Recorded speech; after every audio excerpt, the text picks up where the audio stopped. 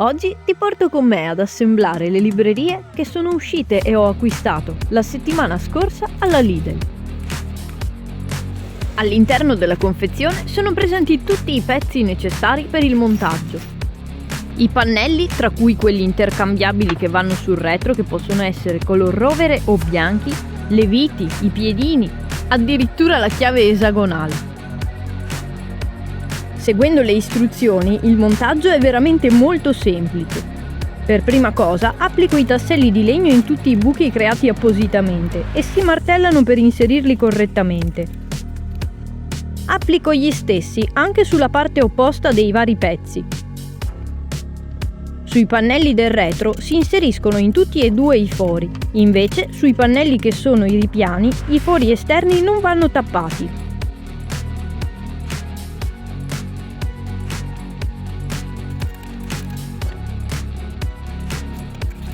Lo stesso vale anche per i pannelli più lunghi, ovvero le pareti laterali. Il passaggio successivo è quello di stendere una delle pareti sul pavimento e di inserire i pannelli del retro e i ripiani.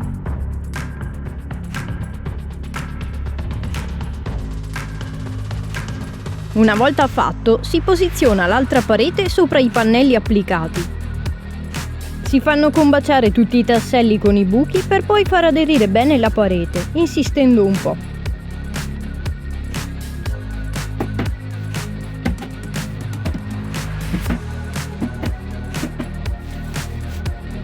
Applico i tasselli anche sulla parte opposta delle pareti.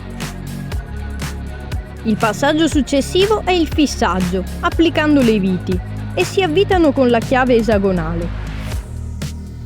Il motivo per il quale i buchi esterni non andavano tappati è proprio perché quello è il punto dove vanno applicate le viti.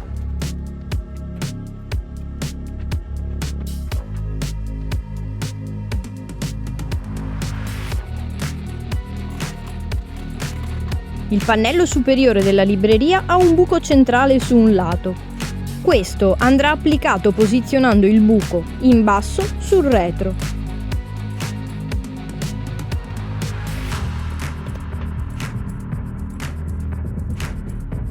Quello inferiore ha lo stesso buco che, siccome non servirà, va posizionato sempre sul retro ma verso l'alto.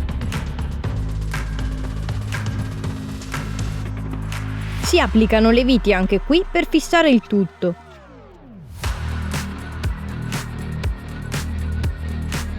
Vengono forniti anche i tappini per coprire le viti che, una volta inserite, si possono applicare sopra. A questo punto sulla parte inferiore dovranno essere applicati i piedini.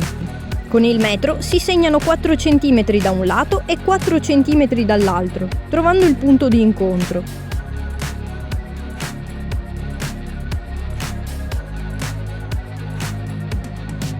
Questo per tutti e 4.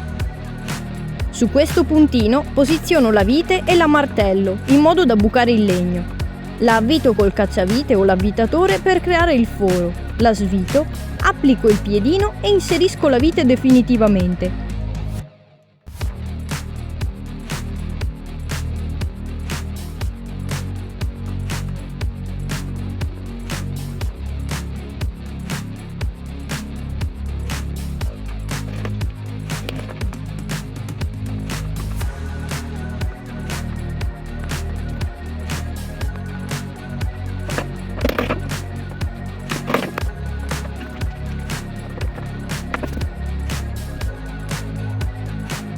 Capovolgo la libreria e finisco il fissaggio della parte superiore.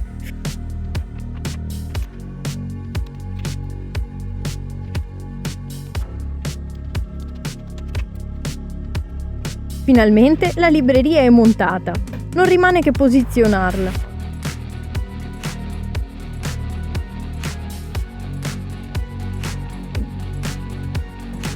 Per il fissaggio alla parete, che a parer mio può essere opzionale, si utilizza la vite col tassello. In corrispondenza col foro sulla parte inferiore del pannello in cima, si misura con la vite il punto dove forare col trapano. Si buca, si inserisce il tassello e si avvita la vite mantenendo la L rivolta verso l'alto. A quel punto si andrà a posizionare la libreria sollevandola e facendo in modo che la L sia collocata nel foro del pannello. Il montaggio è veramente semplice e le librerie sono davvero molto belle. Un meraviglioso angolo di verde anche in casa, dove posizionare tutti i libri a me più cari e le mie care piante, che oltre ad ambientarsi al luogo, mi accompagnano giorno per giorno. Per questo video è tutto, ma ti invito ad iscriverti al canale, a lasciare like, a commentare, a disseminare i video condividendoli e a seguirmi anche sugli altri social, mi raccomando.